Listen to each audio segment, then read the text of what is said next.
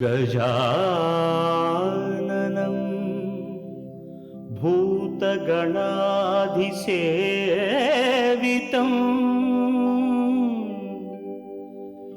कपित्थजम्बूफलसारभक्षितम्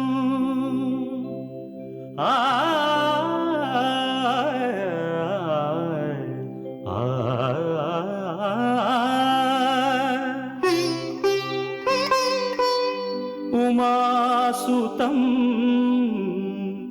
शोकविनाशकारणं नमामि विघ्नेश्वर पादपङ्कजम्।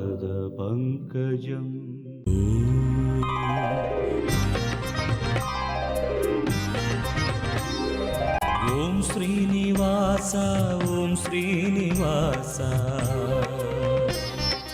ॐ श्रीनिवास ॐ श्रीनिवास நாள்தோறும் உன்னை நான் பாட வேண்டும், நான் பாடவும் தன் அருளாசி வேண்டும். ஏழு ஸ்வரங்களுமே ராகம் இசைத்திடுமே, ஏழு ஸ்வரங்களுமே ராகம் இசைத்திடுமே. ஏழு மலை கரசே, ஏழு மலை கரசே. ஓம் ஸ்ரீனிவாச ஓம் ஸ்ரீனிவாச ஓம் ஸ்ரீனிவாச ஓம் ஸ்ரீனிவாச.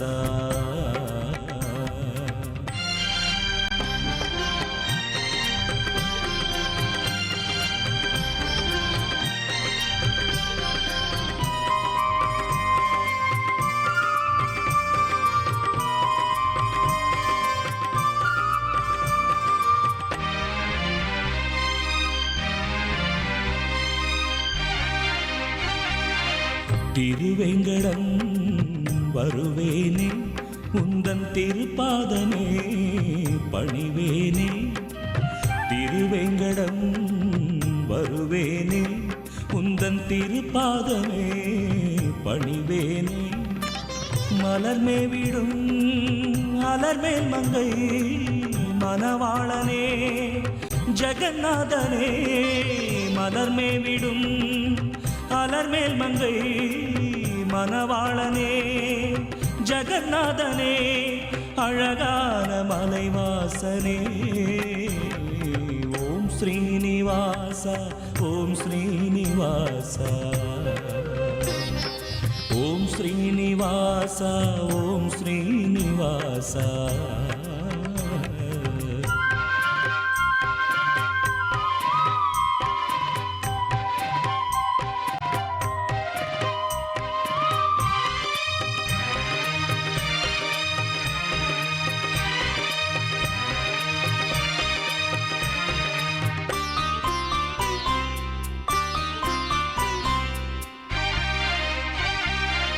செந்தாமரை கண் கொண்டார் என்றும் சிங்காரமாய் நீ நின்றார். செந்தாமரை கண் கொண்டார் என்றும் சிங்காரமாய் நீ நின்றார். நினைத்தாலுமே துதித்தாலுமே எந்நாளுமே துணையாகுமே. நினைத்தாலுமே துதித்தாலுமே எந்நாளுமே துணையாகுமே. உன் பாத கமலங்கள். ஓம் ஸ்ரீனிவாச ஓம் ஸ்ரீனிவாச ஓம் ஸ்ரீனிவாச ஓம் ஸ்ரீனிவாச.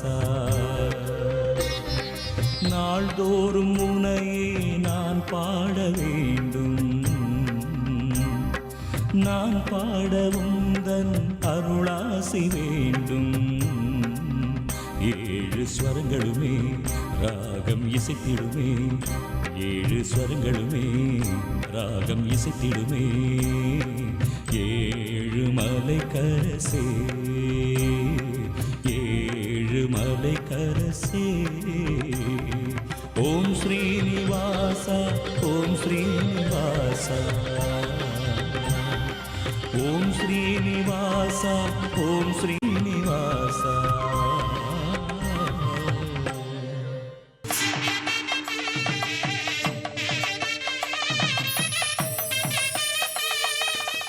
வணக்கம்.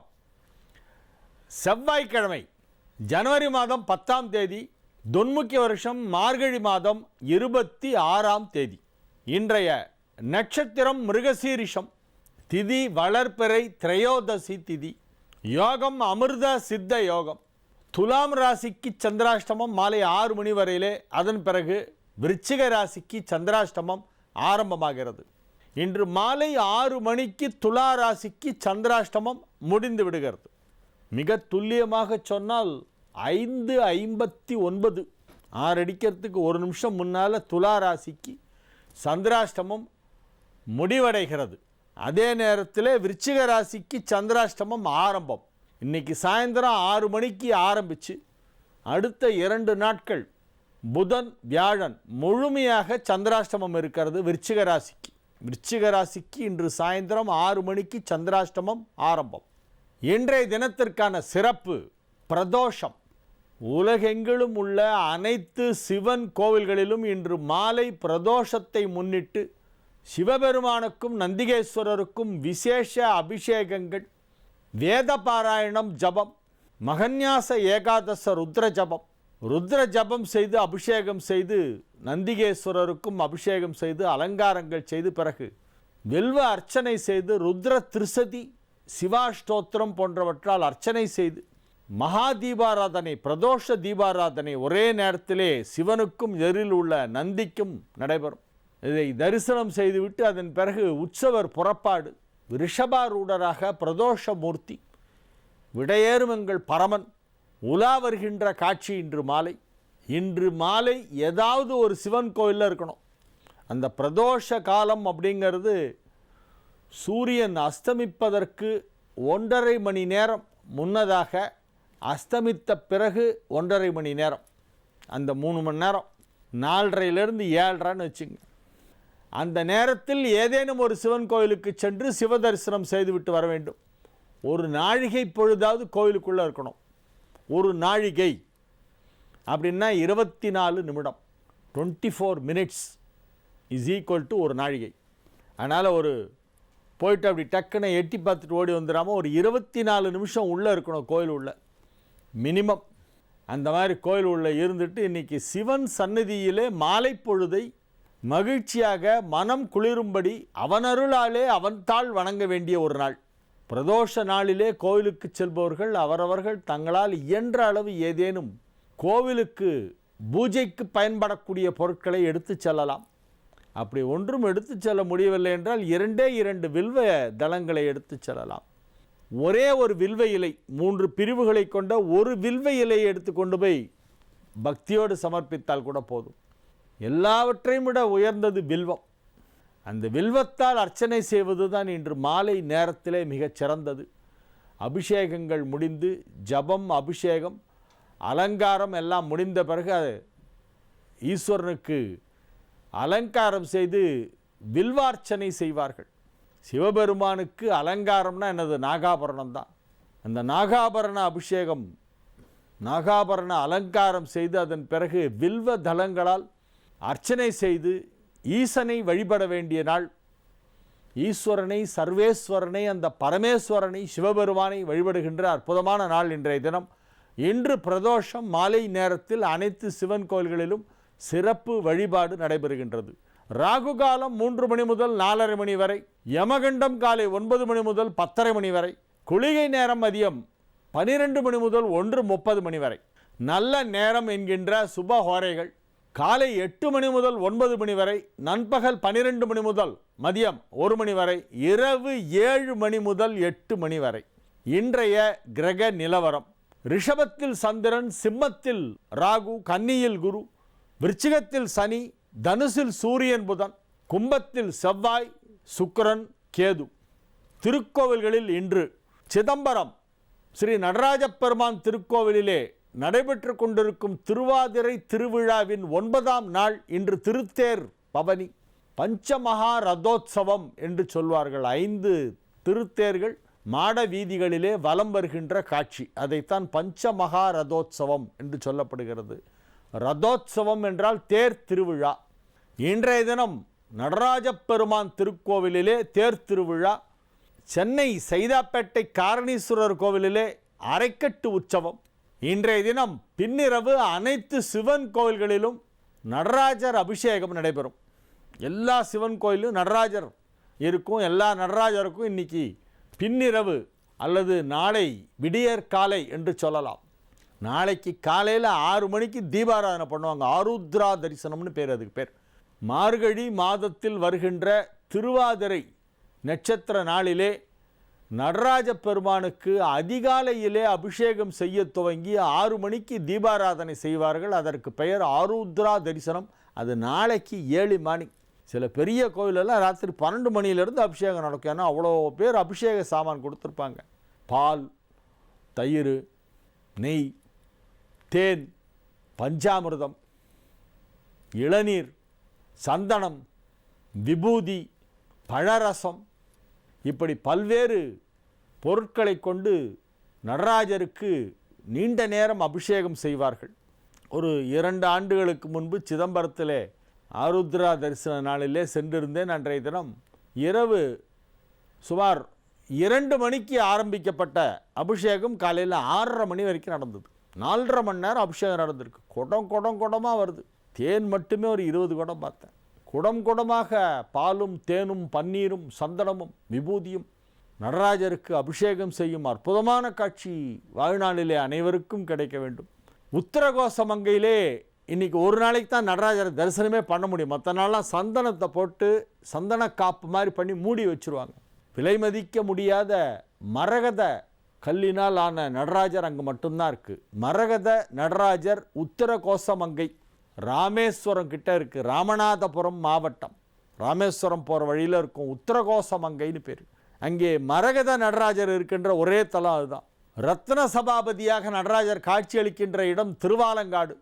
திரு ஆலங்காடு, ஆலங்காட்டப்பன், திருவாலங்காடு. திரு ப்ளஸ் ஆலங்காடு, திருவாலங்காடு. அரக்கோணத்திற்கும் திருத்தணிற்கும் இடையே இருக்கிறது திருவாலங்காடு. காளிக்கும் சிவனுக்கும் நடன போட்டி நடைபெற்று அதிலே ஈஸ்வரன் ஊர்த்வ தாண்டவமாடி அந்த நடனத்திலே ஜெயித்த இடம், காளி தோற்ற இடம். பரணி நட்சத்திரக்காரர்கள் வழிபட வேண்டிய தலம் திருவாலங்காடு. ஏன்னா காளி அங்கே ரொம்ப பவர்ஃபுல். பரணிக்கு நட்சத்திர தேவதை யமன், அதிதேவதை பிரத்யதி தேவதை எல்லாமே காளி. அதனால் திருவாலங்காடு காளி சிவனோடு போட்டியிட்டு அமைதியாக தலைகுனிந்து நிற்கின்ற இடம். பரணி நட்சத்திரக்காரர்கள் வழிபட வேண்டிய தலம் திருவாலங்காடு. அதே போல் நடராஜர் அபிஷேகத்திற்கு மிகவும் புகழ்பெற்ற தலங்கள் சிதம்பரம், மதுரை, திருநெல்வேலி, திருக்குற்றாலம். இது போன்ற நிறைய தலங்களிலே நடைபெறும். எந்த கோயிலுக்கு போனாலும் சரி, பழைய காலத்து சிவன் கோயில், பிரசித்தி பெற்ற கோயில்கள் எங்கே போனாலும் இன்றைக்கி ராத்திரி ஆரம்பித்து நாளை காலை வரையிலே அபிஷேகம் நடைபெறும். அது ஒரு சில கோயில்களில் நேரம் முன்ன பண்ண இருக்கும். சில பேர் 12 மணிக்கு ஆரம்பிப்பாங்க, சில பேர் 1 மணிக்கு, சில பேர் 2 மணிக்கு, சில பேர் 4 மணிக்கு ஆரம்பித்து 5 மணிக்கு முடிச்சுருவாங்க அபிஷேகம். எந்த கோவிலுக்கு போகாதா இருந்தாலும் எத்தனை மணிக்கு அபிஷேகம்னு கேட்டு தெரிஞ்சுக்கிட்டு போங்க.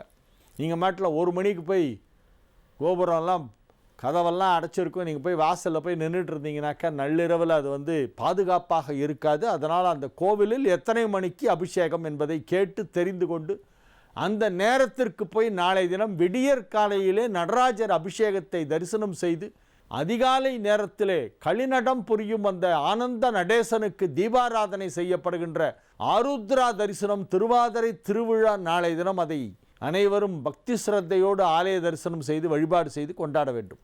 ஒரு சிறிய இடைவேளைக்கு பிறகு 12 ராசிகளுக்கான ராசி பலனை பார்ப்போம்.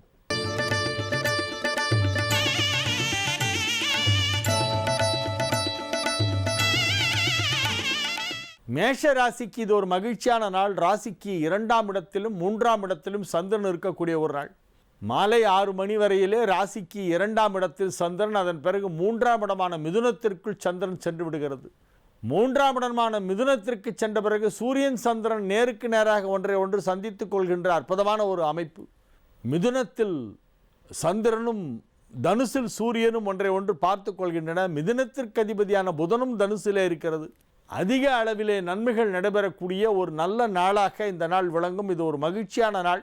தொழிலில் எதிர்பாராத சில நல்ல மாற்றங்கள் திருப்பங்கள் ஏற்படக்கூடிய வாய்ப்பு இப்பொழுது இருக்கிறது. தொழில் வளர்ச்சி, பொருளாதார முன்னேற்றம், குடும்பத்தில் அமைதியான சூழ்நிலை போன்ற அனைத்தும் ஏற்படக்கூடிய அற்புதமான ஒரு நல்ல நாள். 3ஆம் இடத்தில் சந்திரன் மாலை நேரத்திற்கு சென்று விடுகிறது. மகிழ்ச்சியாக இருப்பீர்கள். மனதிலே இருக்கும் கவலைகள் எல்லாம் மறைந்து போகும். ரிஷப ராசிக்கு இது ஒரு மிக மிக அற்புதமான நன்மைகள் நடைபெறும் நல்ல நாளாக விளங்குகிறது. ராசியில் சந்திரன் மாலை 6 மணி வரையிலே இருக்கிறது. அதன் பிறகு 2ஆம் இடமாகிய மிதுனத்திற்கு சந்திரன் செல்கிறது. உங்கள் ராசியில் இருக்கும்பொழுது சந்திரனுக்கு குரு பார்வை கிடைக்கிறது. 2ஆம் இடம் சென்ற பிறகு 2க்குடைய புதனால் பார்க்கப்படுகிறது. சுபக்கிரக பார்வை அங்கும் கிடைக்கிறது. ஆகவே இது ஒரு நல்ல நாள். உச்சம் பெற்ற சந்திரனை குரு பார்த்து கொண்டிருக்கிறது. ராசியை பார்த்து கொண்டிருக்கிறது குரு. ஆகவே இது நன்மைகள் அதிக அளவிலே நடைபெறக்கூடிய ஒரு நல்ல நாளாக விளங்கும். முக்கியமாக உத்தியோகம் செய்து கொண்டிருப்பவர்களுக்கு அதிலே ஒரு பதவி உயர்வு, ஊதிய உயர்வு, கூடுதல் பொறுப்புகள், பதவிகள். உங்கள் உயர் அதிகாரிகள் உங்களை பெருமைப்படுத்துவார்கள். 10 பேர் முன்னால் புகழ்ந்து சொல்லுவாங்க. அத்தகைய ஒரு அற்புதமான ஒரு நிகழ்வு உங்கள் அலுவலகத்திலே இன்றைய தினம் நடைபெறும். உங்களது திறமைகள் அனைவராலும் பாராட்டப்படும், ஒப்புக்கொள்ளப்படும். வேலை பார்க்கும் இடத்திலே மகிழ்ச்சியாக இருக்கக்கூடிய ஒரு நல்ல நாளாக இந்த நாள் விளங்குகிறது. மிதுன ராசிக்கு இது ஒரு மிக மிக அற்புதமான நன்மைகள் நடைபெறுகின்ற நல்ல நாள். ராசி அதிபதி புதன் ராசிக்கு 7ஆம் இடத்திலே வந்து சூரியனோடு இணைந்து ராசியை பார்த்து கொண்டிருக்கின்ற அற்புதமான ஒரு நேரம். 12ஆம் இடத்திலே உச்சம் பெற்று இருக்கும் சந்திரனை குரு பார்த்து கொண்டிருக்கிறது. மாலை 6 மணிக்கு சந்திரன் ராசிக்குள் வந்து விடுகிறது. 12ஆம் இடத்திலிருந்து நகர்ந்து சந்திரன் ராசிக்குள் வருவது இன்று மாலை 6 மணி சுமாருக்கு 5:59 சந்திரன் நகர்ந்து ராசிக்குள் வருவது. இந்த கிரக அமைப்புகள் எல்லாம் உங்களுக்கு சாதகமாக இருக்கின்றன. ராசி அதிபதியும் குருவும் பரிவர்த்தனா யோகம் பெற்றிருக்கின்ற அற்புதமான ஒரு நேரம். ராசி அதிபதி புதன் 7ஆம் இடமான தனுசில் குருவின் வீட்டிலே இருக்கிறது. 7க்குடைய குரு 4ஆம் இடமான புதனின் வீட்டிலே, உங்கள் ராசி அதிபதியின் வீட்டிலே இருக்கிறது. புதன் குரு பரிவர்த்தனை, ராசிக்குள் சந்திரன் மாலை வருகிறது. இவை அனைத்தும் உங்களுக்கு நன்மை செய்யும் அற்புதமான கிரக அமைப்பு என்று சொல்லலாம். மகிழ்ச்சியான நல்ல நிகழ்ச்சிகள் நடைபெறும். மிகச்சிறப்பான நன்மைகள் நடைபெறக்கூடிய ஒரு நல்ல நாள். ஆரோக்கியம் சீராகும். தொழில் வளர்ச்சி திருப்திகரமாக இருக்கும். பொருளாதார நிலையிலே நல்ல முன்னேற்றம் ஏற்படும். அனைத்து விதமான நன்மைகளும் நடைபெறுகின்ற ஒரு நல்ல நாள். திருமண வயதில் இருப்பவர்களுக்கு திருமணம் நிச்சயிக்கப்படும். கடக ராசிக்கு இது ஒரு மகிழ்ச்சியான நாள்.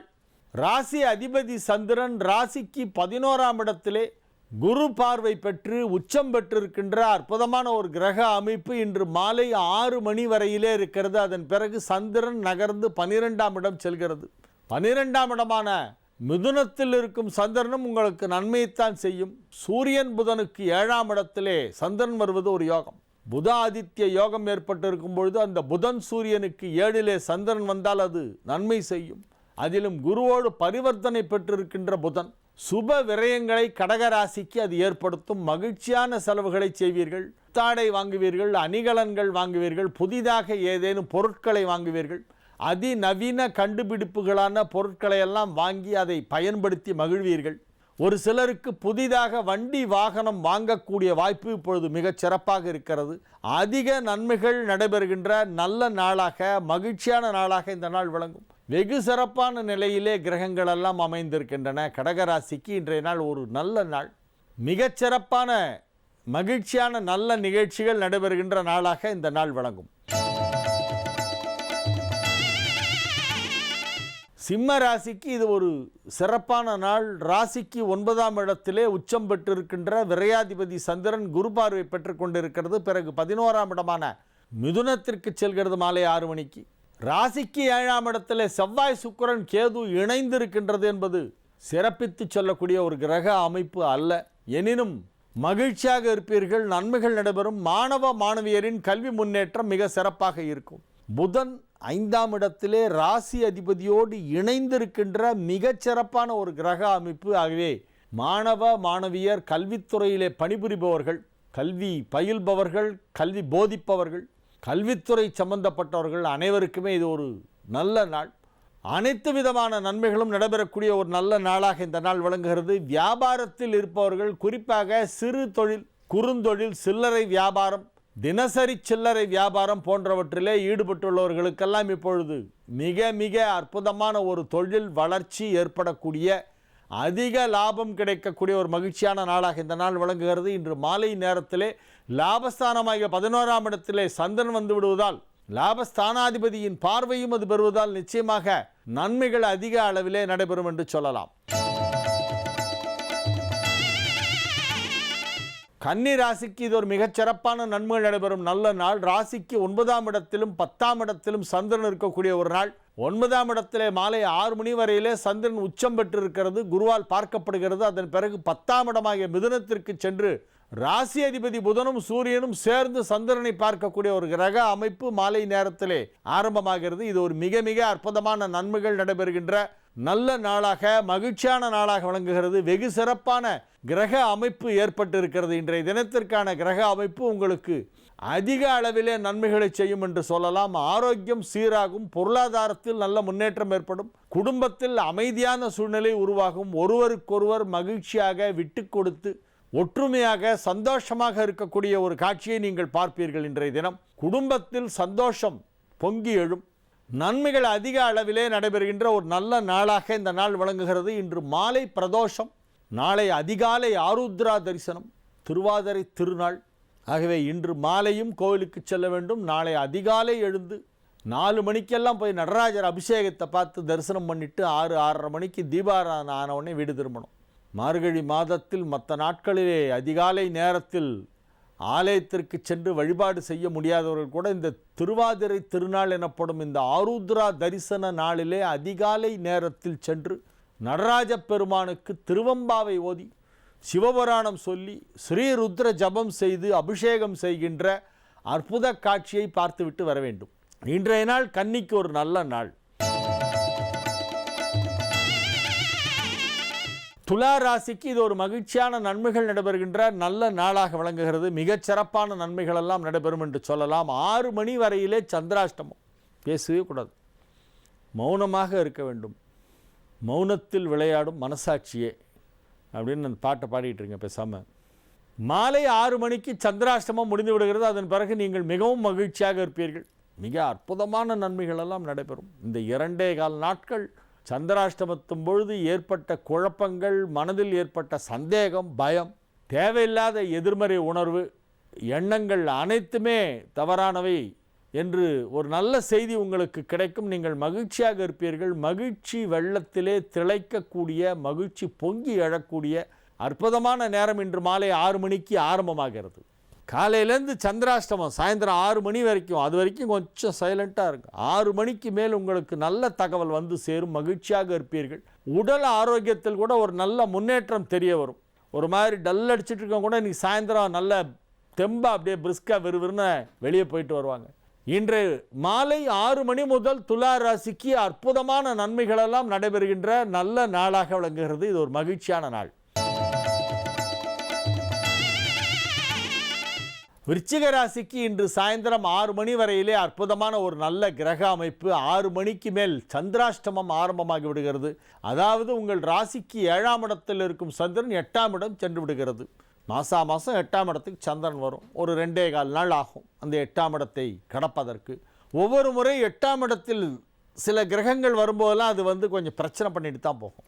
ராசிக்கு 8ஆம் இடத்திலே வருகின்ற கிரகங்கள் பொதுவாக நன்மை செய்யாது. சுக்கிரன் ஒன்று மட்டும் நல்லது பண்ணும். பாக்கி எந்த கிரகம் 8ஆம் இடத்துக்கு வந்தாலும் இடைஞ்சல் தான் பண்ணும். அதுலேயும் சந்திரன் வந்தால் அது மனோகாரகன், மனதுக்கு அதிபதி சந்திரன். அதனால் மனசில் ஏதோ தேவையில்லாத கன்ஃபியூஷன்ஸ், நம்மளாவே ஏதோ இமேஜின் பண்ணிக்கிறது. இவங்கெல்லாம் ஏன் ஃபோன் பண்ணவே இல்லை, நம்ம மேலே கோச்சிட்டு இருப்பாங்களோ அப்படின்னு சில பேர் கவலைப்படுவாங்க. அவங்க ஏதோ வேலையாக இருப்பாங்க, பிஸியாக இருப்பாங்க. இவங்களுக்கு அப்படி ஒரு சந்தேகம், நம்ம பேரில் கோச்சிட்டாங்களோ அதனால தான் ஃபோன் பண்ணலையோ அப்படின்லாம் அவங்க கவலைப்பட்டுட்டு இருப்பாங்க. இந்த மாதிரி தேவையில்லாத கவலைகள், தேவையில்லாமல் ஒரு பயம், சம்மந்தம் இல்லாமல் சில விஷயத்தை பற்றி சில பேர் ஒரி பண்ணிக்குவாங்க. அந்த விஷயத்தை பற்றி இவங்களுக்கு ஒன்றுமே தெரியாது. ஓசோனில் ஓட்டை விழுந்துட்டான் அப்படிமா. ஓசோனில் ஓட்டை விழுந்துட்டான் என்னன்னு உனக்கு தெரியுமா? தெரிஞ்சு கவலைப்பட்டாலும் அதில் ஒரு மீனிங் இருக்குது. தெரியாமலே சில பேர் எதையோ பேப்பரில் படிச்சுட்டு அதுக்கெல்லாம் கவலைப்படுவாங்க.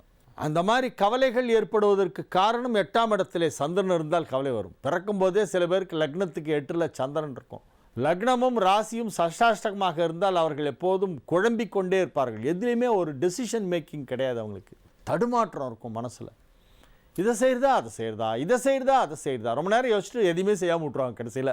அந்த மாதிரியான ஒரு கன்ஃபியூஸ்டு ஸ்டேட்லேயே இருக்கிறவங்களுக்கெல்லாம் பார்த்தா அந்த லக்னமும் ராசியும் ஒன்றுக்கொன்று 8-6 6-8 இருக்கும். அதே போல் இன்றைய தினம் மாலை நேரத்தில் விருச்சிக ராசிக்கு சந்திரன் 8ஆம் இடம் சென்று விடுகிறது. ஆகவே மனதிலே தேவையில்லாத சில குழப்பங்கள் இருக்கலாம். அதையெல்லாம் நீங்கள் பொருட்படுத்தாமல் அதை உதாசீனப்படுத்திவிட்டு, மனசு எப்போதும் நம்மளை படுத்தும், நம்ம என்ன பண்ணோம், அந்த மனசை கட்டுப்படுத்தணும். மகான்கள் எல்லாம் என்ன சொல்கிறார்கள் அப்படின்னா, மனதிற்கு நீ உத்தரவிடு அப்படின்றாங்க. அப்போ நம்ம கமாண்ட் பண்ணால் அந்த மைண்ட் கண்ட்ரோல் ஆகுமா?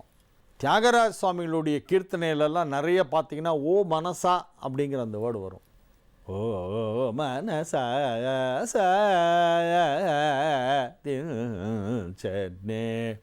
இந்த மனசை பார்த்து அவர் சொல்கிற மாதிரி கிட்டத்தட்ட ஒரு 24 அல்லது 25 கீர்த்தனையில் வருது. ஓ மனமே, நல்ல பாதை இருக்கும்பொழுது ஏன் சந்து பந்தில் செல்கிறாய்? ராஜ மார்க்கமாக ஒரு நல்ல பாதை இருக்கிறதே, நேர்மை என்னும் பாதை, ராம பக்தி என்னும் பாதை இருக்கிறதே, அதை விட்டு ஏன் இங்கெல்லாமோ குறுக்கு வழியெல்லாம் போகிற? சக்கனி ராஜ மார்க்கமோ, சக்கனி ராஜ மார்க்கமோ. இந்த மாதிரி மனசுக்கு மனசோட பேசுவார் தியாகபிரம்மம். தன்னுடைய மனதிற்கு கட்டளை இடுகிறார். அதை இப்போ மனோதத்துவ நிபுணர்கள்லாம் சமீபத்தில் அவங்க கண்டுபிடிச்சிட்டாங்களாம். இவங்களாம் கண்டுபிடிச்சிட்டு சொல்கிறாங்க, இதுக்கு பேர் ஆட்டோ சஜஷன்னு பேர். You should suggest your mind something and it will do accordingly. So you should give the suggestion very strongly, you should give a command to your mind அப்படின்னு சொல்லி இப்போ சமீபத்தில் ஒரு மனோதத்துவ வல்லுநர்கள் தாங்கள் கண்டுபிடித்ததாக நினைத்து கொண்டு ஒரு விஷயத்தை சொல்கிறார்கள். இதை 200 வருஷத்துக்கு முன்னால் தியாகராஜ சுவாமிகள் பாட்டில் பாடிட்டு போயிட்டார். ஏ மனசே, அங்கேயும் இங்கேயும் அலைப்பாயாதே, ராமனை நினை, ராம சிந்தனையோடு இரு, ராமநாமத்தை ஸ்மரித்து கொண்டிரு, நேர் வழியில் செல், குறுக்கு வழியில் போகாதே, இப்படிலாம் மனசுக்கு அவர் கட்டளை போடுறார். அந்த மாதிரி இன்றைக்கி நீங்கள் என்ன பண்ணணும்னா, உங்களுடைய மனதிற்கு நீங்கள் உத்தரவு பிறப்பிக்க வேண்டும். அது ஒரு குரங்கு. ராமா ராமா ராமா ராமான்னு சொல்லி நீங்கள் அந்த கோலை எடுத்து தட்டினா அந்த மனம் என்னும் குரங்கை நீங்கள் கட்டுப்படுத்தலாம். மனம் என்னும் குரங்கை கட்டுப்படுத்துவது ராமனால் மட்டும்தான் முடியும், ராமநாமத்தால் மட்டும்தான் முடியும். ராமநாமங்கிறது ஒரு தாரக மந்திரம், உயர்வான மந்திரம். அதை நீங்கள் ஜபித்து ஏற்றி அதை நீங்கள் எப்போதும் சதா சர்வ காலமும் அந்த மந்திர ஜபம் செய்து கொண்டு ராமநாம ருச்சியை நீங்கள் அனுபவித்து கொண்டிருந்தால் மனம் உங்கள் கட்டுப்பாட்டில் இருக்கும். நீங்கள் தவறு செய்ய மாட்டீர்கள், எதற்கும் பயப்படவும் மாட்டீர்கள், கவலைப்படவும் மாட்டீர்கள். ஆகவே இது ஒரு முக்கியமான ஒரு விஷயம். மனதிற்கு நீங்கள் கட்டளை பிறப்பிக்க வேண்டிய நாள் இன்றைய தினம். தனுசு ராசிக்கு இது ஒரு மிக அற்புதமான நன்மைகள் நடைபெறுகின்ற நல்ல நாள். ராசிக்கு 6லும் 7லும் சந்திரன் இருக்கிறது. 6ஆம் இடத்திலே இருக்கும் பொழுது குரு பார்வையிலே இருப்பதால் நன்மை செய்யும். 7ஆம் இடத்திற்கு வந்த பிறகும் நன்மைத்தான் செய்யும். என்னென்றால் தன் வீட்டிற்கு பின் வீட்டிலே வந்திருக்கிறது. 8குடையவன் தன் வீட்டிற்கு 12ஆம் இடம் செல்லும் பொழுது அஷ்டமாதிபதி விரயத்தில் மறைந்து விடுகிறான், அஷ்டமத்திற்கு விரயத்திலே. ஆகவே அதுவும் நன்மைத்தான் செய்யும். இன்றைய நாள் உங்களுக்கு ஒரு நல்ல நாள். இன்று மங்களகரமான நாள், மங்களவாரம், பிரதோஷம். இன்று பின்னிரவு ஆருத்ரா அபிஷேகம், நடராஜா அபிஷேகம் இன்று இரவு ஆரம்பித்து செய்வார்கள். அதாவது நாளை விடியற் காலை, டுமாரோ ஏர்லி மார்னிங் 6 o'clock தீபாராதனை, ஆருத்ரா தரிசன தீபாராதனை. 4 o'clock ஸ்டார்ட் பண்ணிவிடுவாங்க அபிஷேகம். சில இடங்களில் 3 o'clockலாம் ஆரம்பிச்சிடுவாங்க. பெரிய கோவிலெல்லாம் 2 மணிக்கு அபிஷேகம் ஆரம்பிப்பாங்க. மகன்யாசம் சொல்ல ஆரம்பித்து 2 மணிக்கு அது முடியறதுக்கே 3:15 ஆகிடும். 3:15 3:30 மறுபடியும் அதுக்கப்புறம் 11 ஆவர்த்தி ருத்ரம் சமகம். கடைசி ஆவர்த்தி முடிஞ்சு ஏகாச்சமே திஸ்ரச்சமே பஞ்சஜமே சப்தஜமே நவஜமே ஏகாதசஜமே திரையோதசஜமே அப்படிங்கிறதே பொலன்னு 5:15 5:30 ஆகிடும். அப்போ தான் அலங்காரம் நடந்துட்டு இருக்கும் சுவாமிக்கு. அற்புதமான ஒரு காட்சி அந்த நடராஜா அபிஷேகம் என்பது. அதை அனைவரும் கண்டு கழிக்க வேண்டும். நிறைய வருஷா வருஷம் ஒரு கோவிலில் போய் நடராஜருடைய அபிஷேகத்தை பார்த்து கொண்டிருக்கும் சிவனடியார்கள் நிறைய பேர் இருக்கிறார்கள். நான் பல கோவில்களுக்கு ஆருத்ராவிற்கு சென்றிருக்கிறேன். உத்தரகோசம் அங்கே தான் இன்னும் ஆருத்ரா அன்னைக்கு போகல, மற்ற நாட்களில் போயிருக்கேன். அடுத்த வருஷம் திருவாதிரைக்கு அங்கே வரதா சொல்லியிருக்கேன். இந்த வருஷம் வேற ஒரு கோவிலுக்கு போகிறேன்.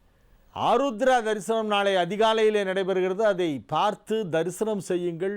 தனுசு ராசிக்கு இது ஒரு நல்ல நாள். மகர ராசிக்கு இது ஒரு மகிழ்ச்சியான நாள். நன்மைகள் அதிக அளவிலே நடைபெறுகின்ற நல்ல நாளாக விளங்குகிறது. ராசிக்கு 8ஆம் இடத்திற்கு அதிபதியான சூரியன் 12ஆம் இடம் சென்றதால் யோகம். அஷ்டமாதிபதி விரயத்திற்கு போனதால் யோகம். 6குடையவன் 12க்கு போனதால் யோகம். 9ஆம் இடத்திலே குரு அமர்ந்து கொண்டு ராசியை பார்த்து கொண்டிருப்பதால் யோகம். ராசி அதிபதி சனி 11ஆம் இடமான லாபஸ்தானத்திலே இருப்பதால் யோகம். 2ஆம் இடத்தில் செவ்வாய் சுக்கிரன் கேது சேர்ந்து இருப்பதால் ஒரு சிலருக்கு பேச்சு தடிப்பும் வெடிப்புமாக இருக்கும். சில பேருக்கு இனிமையாக பேச தெரியாது, மனசு சுத்தமாக இருக்கும், ஆனால் பேச்ச தெரியாது. சில பேருக்கு அவங்களுக்கு தங்களுடைய மனதில் உள்ள அன்பை வெளிப்படுத்த தெரியாது. நிறைய பேர் அந்த மாதிரி இருக்காங்க. இன்னோசென்ட்டாக இருப்பாங்க, என்ன பேசுகிறோன்னே தெரியாமல் பேசுவாங்க. அது இன்டென்ஷனலாக குத்தி காமிக்கிறதுங்கிறது வேறு, அது தனியாக தெரியும். அது வாழைப்பழத்தில் ஊசி ஏற்றுற மாதிரி சில பேர் பேசுவாங்க. இது அப்படி இல்லை. சில பேர் வெகுளித்தனமாக ஒரு மாதிரி விட்டேத்தியாக இருப்பாங்க, இன்னோசென்ட்டாக பேசுவாங்க. அதில் என்ன இவர் இப்படி பேசுகிறாரு அப்படின்னு சொல்லி எல்லாருக்கும் ஒரு வருத்தம் இருக்கும். அந்த மாதிரி ஒரு பேச்சு மகர ராசிக்கு இருக்கும். 2ஆம் இடத்திலே அசுப கிரகங்கள் இணைந்திருக்கின்றன. செவ்வாய்க்கேது அங்கே சேரக்கூடாது. 2ல் சேர்ந்தால் அவங்களுக்கு பேச்சு நல்லா இருக்காது. அல்லது ஒரு சிலருக்கு முகத்தில் ஏதேனும் நோய் ஏற்பட்டு அதற்கு ட்ரீட்மெண்ட் எடுத்துக்க வேண்டிய அவசியம் ஏற்படலாம். டென்டிஸ்ட் கிட்ட போவாங்க, இல்லைன்னா இஎன்டி, இல்லைன்னா ஐ ஸ்பெஷலிஸ்ட். கண் அல்லது பல் அல்லது மூக்கு தொண்டை இஎன்டி அந்த மாதிரி ட்ரீட்மெண்ட் ஏதாவது எடுத்துக்க வேண்டிய அவசியம் ஏற்படலாம். வாயில் ஏதாவது சின்ன சர்ஜரி பண்ணுற மாதிரி இருக்கலாம், ஆர்த்தோடான்டிஸ்ட் கிட்ட போய். அதனால் ஓரல் ட்ரீட்மெண்ட் ஏதாவது இருக்கும், இல்லைன்னா பேச்சுனால பிரச்சனை ஆகும். 2ல் ஏதோ ஒன்று. மகர ராசிக்காரர்கள் சற்று எச்சரிக்கையாக இருக்க வேண்டும். கும்பராசிக்கு இது ஒரு மகிழ்ச்சியான நாள். நன்மைகள் நடைபெறுகின்ற நல்ல நாளாக விளங்குகிறது. ராசிக்கு 4ஆம் இடத்திலே உச்சம் பெற்று குரு பார்வை பெற்றுக் கொண்டிருக்கின்ற சந்திரன் மாலை 6 மணிக்கு 5ஆம் இடமாகிய பூர்வ புண்ணிய ஸ்தானத்திற்கு சென்று அங்கே சூரியன் புதனால் பார்க்கப்படுகின்றது. ராசிக்கு 11ஆம் இடத்திலே சூரியன் புதன் என்பது ஒரு மிகச்சிறப்பான ஒரு அமைப்பு. ராசிக்கு 11ஆம் இடத்தில் சூரியன் இருந்தால் எல்லா தோஷமும் நிவர்த்தி. புதனும் சேர்ந்து இருக்கிறது. சூரியன் புதன் ஒன்றாக 11ஆம் இடத்திலே இணைந்து சந்திரனை பார்க்கிறது. அது ஒரு பெரிய ஒரு யோகம். 11ஆம் இடத்திலே சூரியன் புதன் சேர்க்கை என்பது ஒரு மிகப்பெரிய யோகம். ஜனனகால ஜாதகத்தில் 11ல் சூரியன் புதன் இருக்கிறவங்கலாம் பார்த்தீங்கன்னா எவ்வளோ பெரிய பிரச்சனை வந்தாலும் அதில் எழுந்து வந்துடுவாங்க. வெளியே ஸ்மூத்தாக அப்படி குப்பரை விழுந்தாகூட அப்படி தட்டி விட்டுன்னு ஜம்முன்னு நடந்து வருவாங்க. பெரிய பிஸ்னஸில் இருந்து ஒரு பெரிய லாஸ் ஆகி கூட மறுபடியும் திரும்பி ஒரு மேலே எழுந்து வரக்கூடிய ஒரு ஆற்றல் அவர்களுக்கு உண்டு. எவ்வளவு வீழ்ச்சி வந்தாலும் அந்த வீழ்ச்சியை எல்லாம் உதறி தள்ளிவிட்டு வாழ்க்கையிலே முன்னேற்றம் காண்பவர்கள் எல்லாம் பார்த்தால் சூரியன் புதன் 11ல் இருக்கும்.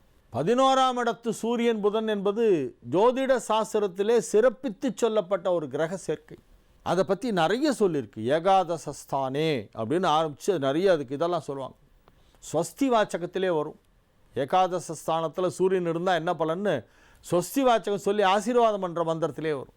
ஆக இது ஒரு அற்புதமான ஒரு கிரக அமைப்பு.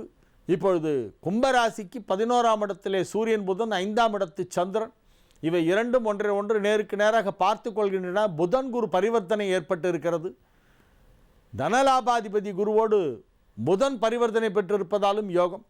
ராசியிலே செவ்வாய் சுக்கிரன் கேது சேர்ந்திருக்கின்ற காரணத்தினால் ஒரு சிலருக்கு சளி தொல்லை, இருமல், வீசிங், மூக்கடைப்பு அல்லது பிரீதிங் ப்ராப்ளம் ஏற்படுறதுக்கு வாய்ப்பு இருக்குது. ஆரோக்கியத்தில் அதிக கவனம் செலுத்த வேண்டும். உங்களுடைய ஆரோக்கியத்தை பாதிக்கும் விதத்தில் எதுவும் செய்ய வேண்டாம்.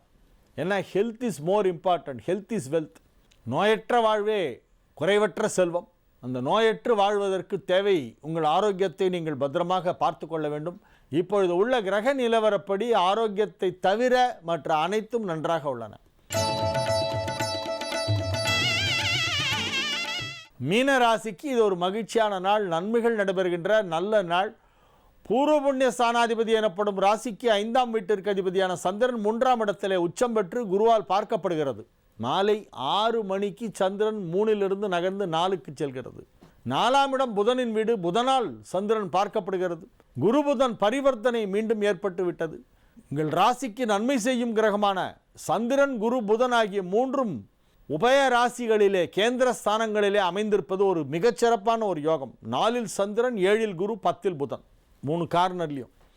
உங்கள் ராசிக்கு மீனத்திற்கு 4 மிதுனம், அங்கே சந்திரன், 7 கன்னி, அங்கே குரு, 10 தனுசு, அங்கே புதன். இப்படி ஒரு உபய ராசியிலே பிறந்தவர்களுக்கு மற்ற 3 உபய ராசிகளிலே நன்மை செய்யும் கிரகங்கள், அல்லது சுப கிரகங்கள் இருக்குமேயானால் அது ஒரு பெரிய யோகம். அத்தகைய ஒரு அற்புதமான ஒரு யோகம் இப்பொழுது ஏற்பட்டு இருக்கிறது. 10ஆம் இடத்தில் இருக்கும் புதனோடு சூரியன் சேர்ந்து இருக்கிறது என்றால் சூரியன் அங்கு இருந்தால் நல்லதைத்தான் செய்யும். 10ல் ஒரு பாவியாவது இருக்க வேண்டும். 6க்குடையவன் ருணரோக சத்ருஸ்தானாதிபதியாகவே சூரியன் உங்களுக்கு பாவிதான். அது 10ஆம் இடத்தில் இருப்பதும் நன்மைதான். அனைத்து விதமான நன்மைகளும் நடைபெறும் விதத்திலே மிகச்சிறப்பான ஒரு கிரக நிலவரம் ஏற்பட்டு இருக்கிறது. செவ்வாய் மட்டும்தான் 12ல் மறைஞ்சிருத்து, கேதுவோடு சேர்ந்திருக்கு. மற்ற கேந்திர ஸ்தானங்களுக்கு அதிபதியான கிரகங்கள் எல்லாம் வலுவாக பரிவர்த்தனா யோகம் பெற்று அமைந்திருப்பது ஒரு மிகச்சிறப்பான ஒரு அமைப்பு. நன்மைகள் மிக மிக அதிக அளவிலே நடைபெறுகின்ற நல்ல நாள். அனைத்து விதமான நன்மைகளும் நடைபெறும். மாணவ மாணவியர் கல்வியிலே ஆர்வம் அதிகமாக செலுத்துவார்கள். எழுதும் தேர்வுகளிலே நல்ல மதிப்பெண் கிடைக்கும். ஆரோக்கியம் சிறந்து வழங்கும். திருமண வயதில் இருப்பவர்களுக்கு திருமண பேச்சுவார்த்தை வெற்றிகரமாக நடந்து முடியும். மகிழ்ச்சியான சுப நிகழ்ச்சிகள் குடும்பத்திலே நடைபெறும். வியாபாரத்திலே இருப்பவர்களுக்கு அங்கே எதிர்பார்த்ததை காட்டிலும் அதிக லாபம் பணமழையாக கொட்டப்போகிறது. பொருளாதார நிலையிலே கணிசமான முன்னேற்றம் ஏற்படும். செலவுகளும் அதிகமாக இருந்து கொண்டிருக்கும். ஆனால் அந்த செலவுகளை சமாளிக்கும் விதத்திலே வரவுகள் வந்த வண்ணம் இருக்கும். மிக மிக மகிழ்ச்சியாக ஆரோக்கியமாக குடும்பத்தில் அனைவரோடும் ஒற்றுமையாக இருக்கக்கூடிய ஒரு நல்ல நாள். இன்றைய நாள் உங்களுக்கு ஒரு மகிழ்ச்சியான நாள். இன்றைய சிறப்பு, இன்னைக்கு பிரதோஷம், சாயந்தரம் சிவன் கோயிலுக்கு போகணும். நாளைக்கு விடியற்காலையில் ஆருத்ரா தரிசனம், திருவாதிரை திருநாள், நடராஜர் அபிஷேகம் நாளைக்கு ஏர்லி மார்னிங் பண்ணுவாங்க. 3 மணிக்கெல்லாம் ஆரம்பித்து பண்ணுவாங்க. விடிகாலம்பர நாளைக்கு விடியற்காலையிலே, அதாவது இன்றைய தினம் பின்னிரவே நடராஜர் அபிஷேகம் துவங்கி நாளை அதிகாலையிலே தீபாராதனை செய்து நடராஜ பெருமானை தரிசனம் செய்ய வேண்டிய நாள். இடது பதம் தூக்கி ஆடும் அந்த நடராஜ பெருமான் நம்மை கைதூக்கி விடுவான். காலை தூக்கி ஆடும் ஈசனின் திருவருளை பெறுவதற்காக காலை தூக்கி ஆடுவாயே, என் கை தூக்கி விடுவாயே என்று வேண்டிக் கொள்ளுங்கள். இடது பதம் தூக்கி ஆடுகின்ற அந்த நடராஜ பெருமானின் குஞ்சிதாக்கிருஜம் என்று சொல்லக்கூடிய அந்த குஞ்சித பாத்தம் என்று சொல்வார்கள். இந்த தூக்கிய திருவடி இருக்கே, அது ரொம்ப விசேஷம். அதுக்கு பேர் தான் குஞ்சிதாக்கிருஜம், குஞ்சித பாதம். அந்த தூக்கிய திருவடியை தொழ வேண்டும். நடராஜ பெருமானை தொழுவோர்க்கு என்றைக்குமே எந்த ஒரு பிரச்சனையுமே வராது. சேவிக்க வேணுமையா, சேவிக்க வேணுமையா என்று அந்த நடராஜ பெருமானை சேவிக்க வேண்டிய நாள் நாளை தினம். தில்லை ஈசனை காண வேண்டாமோ, நாளைய தினம் தில்லை ஈசனை தரிசனம் செய்ய வேண்டும். நடராஜ பெருமானை தரிசனம் செய்ய வேண்டும். அனைத்து விதமான நன்மைகளும் மீனராசிக்கு இந்த சிவ தரிசனத்தால் கிடைக்கும். மீனராசிக்காரர்கள் சிவ வழிபாடு அவசியம் செய்ய வேணும். இன்னைக்கு சாயந்தரம் பிரதோஷம், நாளை காலையில் ஆருத்ரா தரிசனம், ரெண்டையும் ஏதாவது ஒரு கோவிலில் போய் தரிசனம் பண்ணிட்டு வாங்க. நாளைய விசேஷங்கள்: நாளைய தினம் ஆருத்ரா தரிசனம், கூடாரவல்லி, கிரிவலம். நாளை இரவு பௌர்ணமி கிரிவலம். மீண்டும் நாளை நிகழ்ச்சியிலே உங்களை சந்திக்கும் வரை உங்களிடமிருந்து விடைபெற்றுக் கொள்வது உங்கள் வழிகாட்டி ஜோதிடர் ஹரிகேசநல்லூர் வெங்கட்ராமன், நங்கநல்லூர். வணக்கம். ஜீ தமிழ் தொலைக்காட்சி நேயர்களுக்கு வணக்கம். ஒளிமயமான எதிர்காலம் நிகழ்ச்சி மூலமா ஓம்காரம் பகுதியில் சந்திக்கிறதுல சந்தோஷம். உங்களுடைய வாழ்க்கையில் ஏற்படும் பிரச்சனைகளுக்கு தீர்வு காணவும், மென்மேலும் வளர்ச்சி பெறவும், ஜாதக ரீதியான சந்தேகங்களுக்கு விடை காணவும் யோக ஆஞ்சநேயர் சக்தி பீடம், அனுமன் உபாசகர் ஜோதிட சிம்மம், திருவல்லிக்கேணி சுவாமி கண்ணன் பட்டாச்சாரியா சப்தரிஷி வாக்கியம் மூலம் உங்களுடைய பிரச்சனைகளுக்கு தீர்வு சொல்லுவார். வணக்கம் சுவாமிஜி. நாராயண. சுவாமிஜி, இன்றைய தினம் எப்படி இருக்கு? என்னென்ன பூஜைகள் நம்ம செய்யலாம்? என்னென்ன ஆன்மீக குறிப்புகள் இருக்குன்னு சொல்லுங்க சுவாமிஜி. ஸ்ரௌதத் மார்த்தாதிகம் கர்ம நிகிலம் ஏன சூத்ரீதம் தஸ்மை சமஸ்த வேதார்த்த விதே விகணசே நமஹ. வக்ரதுண்ட மகாகாயா சூரியகோடி சமப்பிரபா நிர்விக்னம் குருமே தேவா சர்வகாரேஷு சர்வதாம்.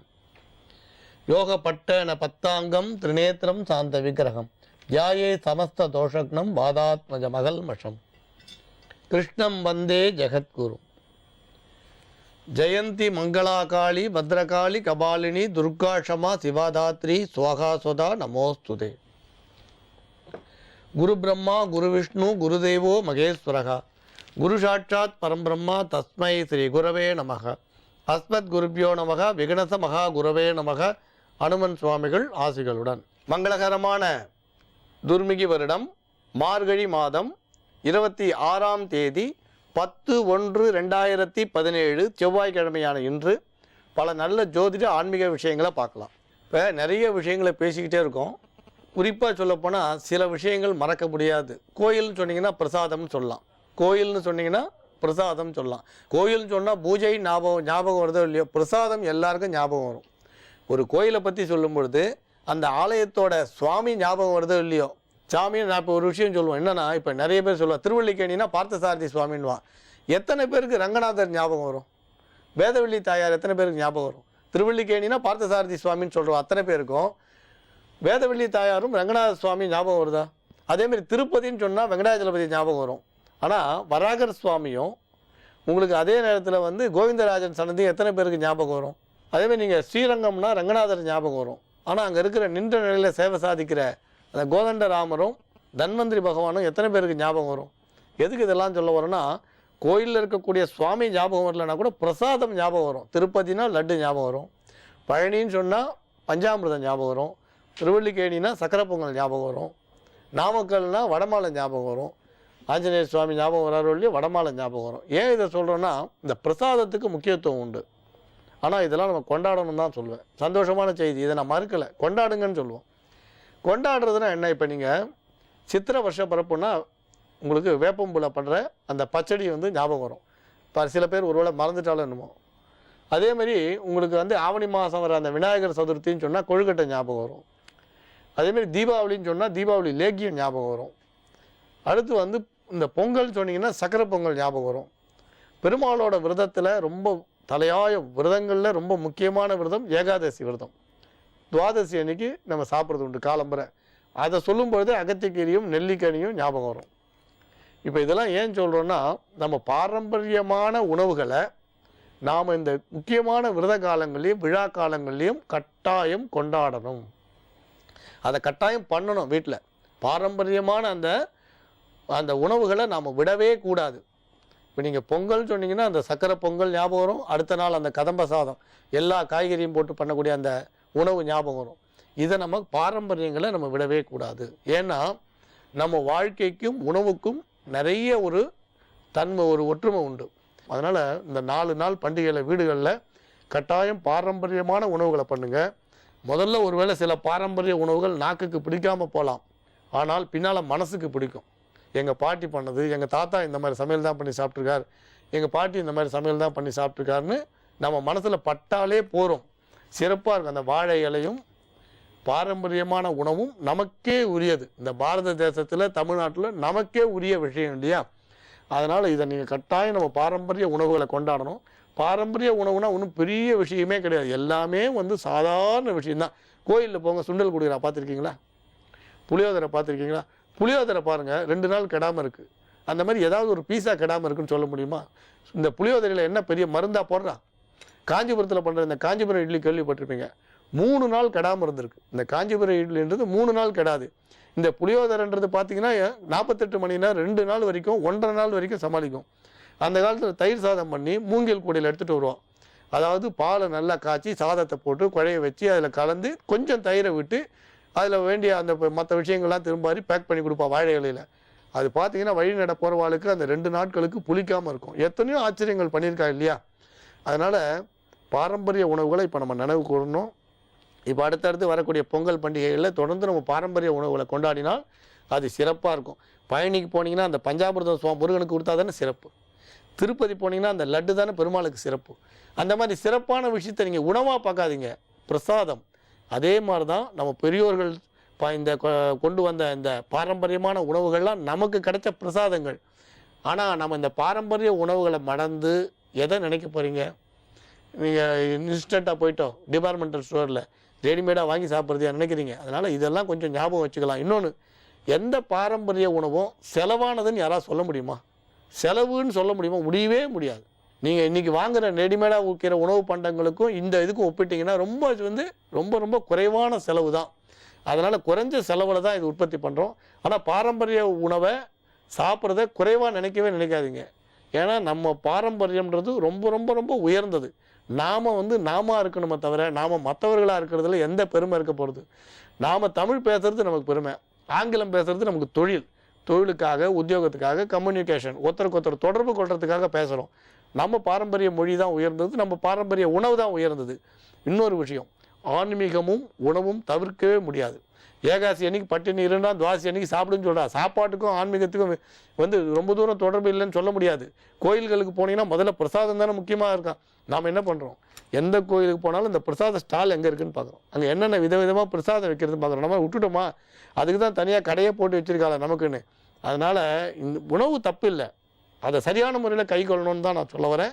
அதனால் இந்த 4 நாட்களும் பாரம்பரிய உணவு பண்ணி எல்லாரும் அந்த குழந்தைகளுக்கும் கொடுங்க. அந்த பாரம்பரிய உணவோட பெருமையை எடுத்து சொல்லுங்கள்.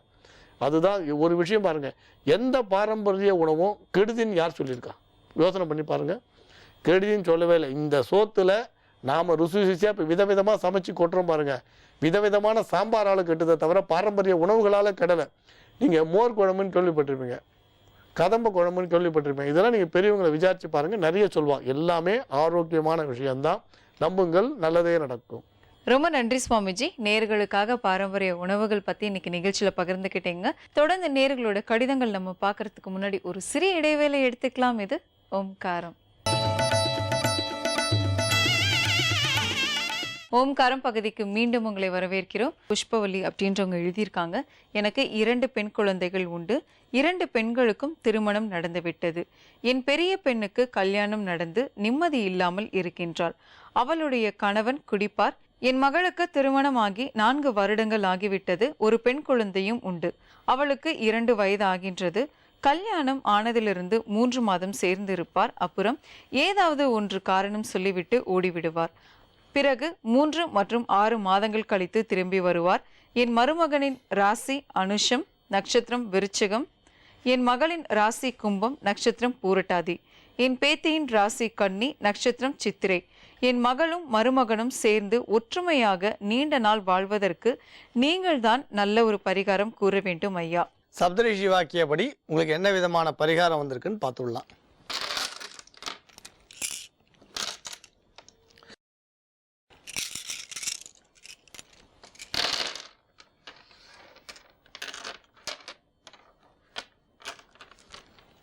உங்களுக்கு வந்திருக்க எளிய பரிகாரத்தை சொல்கிறோம். உங்கள் பெண்ணோட நல்ல வாழ்க்கைக்காக அதை நீங்கள் செய்ய சொல்லுங்கள். இது வந்து ரொம்ப எளிமையான பரிகாரம், சிறப்பான பரிகாரம். ஏதாவது ஒரு கோயிலில் நீங்கள் வெள்ளிக்கிழமை அன்னைக்கு வேம்பு விருட்சத்தையும் வேப்ப மரத்தையும் நெல்லி மரக்கன்னும் 2த்துக்கும் இடையில் ஒரு 15 அடி இருந்தால் போதும், தள்ளி நட்டுடுங்க. ஒரு 10லேருந்து 15 அடி. இது 3 வெள்ளிக்கிழமை தொடர்ந்து செய்யுங்க. கோயிலோட நந்தவனம் இல்லை கோயில் வாசலில் கூட நீங்கள் செய்யலாம், குளக்கரையிலையும் செய்யலாம். அடுத்து வள்ளி திருமணம் நடக்கும். அந்த மாதிரி வள்ளி திருமணம் நடக்கக்கூடிய இடங்களில் போய் அங்கே சுவாமியை தரிசனம் பண்ணி முருகப்பெருமானை தேன் நைவேத்தியம் பண்ணி நமஸ்காரம் பண்ணி பிரார்த்தனை பண்ணுங்கள். கட்டாயம் இந்த பிரச்சனை தீரும். உங்கள் குடும்பத்தில் இருக்கிற இந்த வருத்தங்கள் விலகும். உங்கள் பெண்ணோட வாழ்க்கை சிறப்பானதாகவே இருக்கும். நம்புங்கள், நல்லதே நடக்கும். ரொம்ப நன்றி சுவாமிஜி. புஷ்பவல்லி அவங்களுடைய மகளுக்காக நல்ல ஒரு பரிகாரம் சொன்னீங்க. பார்த்துட்டு இருக்க நேர்களுக்காகவும் நிறைய ஆன்மீக தகவல் இன்னைக்கு நிகழ்ச்சியில் பகிர்ந்துக்கிட்டீங்க. ரொம்ப நன்றி. மங்களானி பவந்து.